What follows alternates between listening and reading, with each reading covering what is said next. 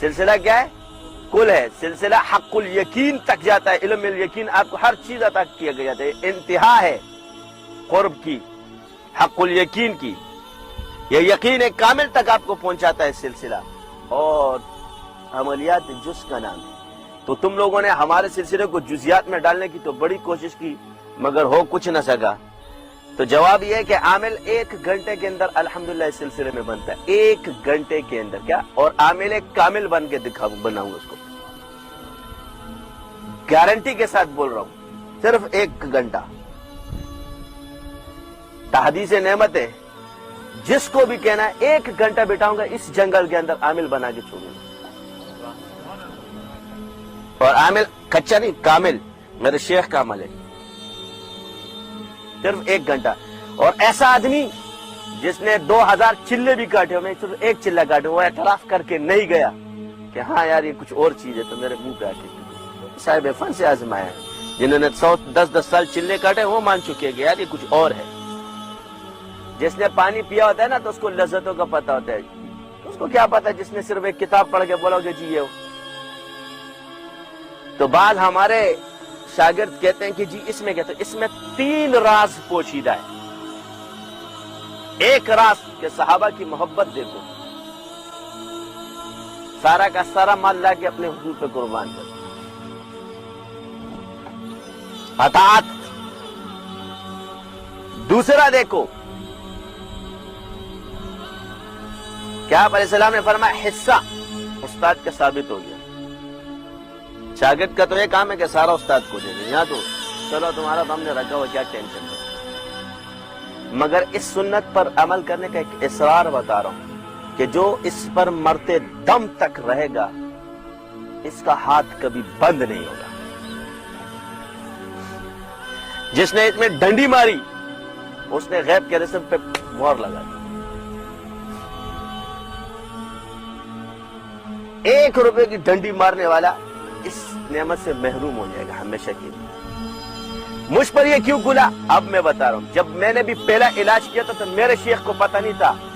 اس وقت بھی انہوں نے سورہ فاتحہ پڑھی تھی اور میں نے بھی جب عمل کیا تھا تو میں نے بھی سورہ فاتحہ پڑھی تھی.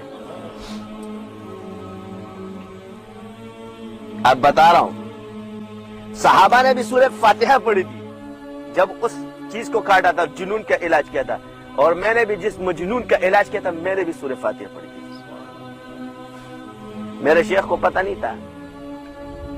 اس وقت انہوں نے اپنے عمل کی اجازت بھی نہیں دی تھی. مگر جو پچھڑے تھے، میں یہ تو نہیں کہا کہ جی میں نے شیخ سے نہیں سیکھا، تو اس شخص نے مجھے سارا ہدیہ لا کر دیا اور میں سارا کا سارا لے جا کے کالج لشٹا صاحب کے سامنے رکھ دیا. اب اس سنت پر اللہ تعالیٰ نے غیبی طور پر مجھ سے وہ کام کرایا. مجھے پتہ نہیں کہ بعد میں یہ سنت ثابت ہوگا.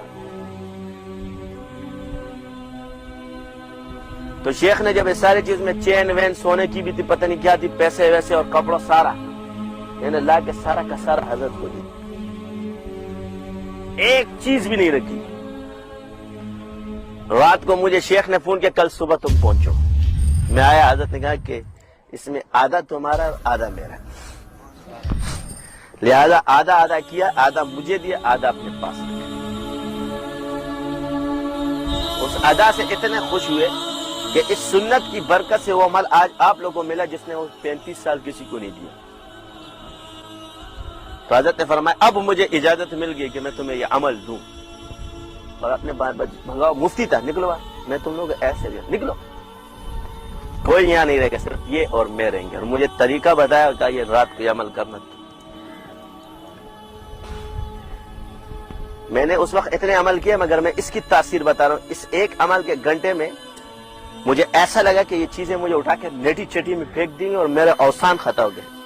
اور ایک گمسان کی جنگ میں نے خود محسوس کی کہ ہو رہی ہے. کوئی مجھے اٹھانے کی کوئی اس کو روک رہا ہے.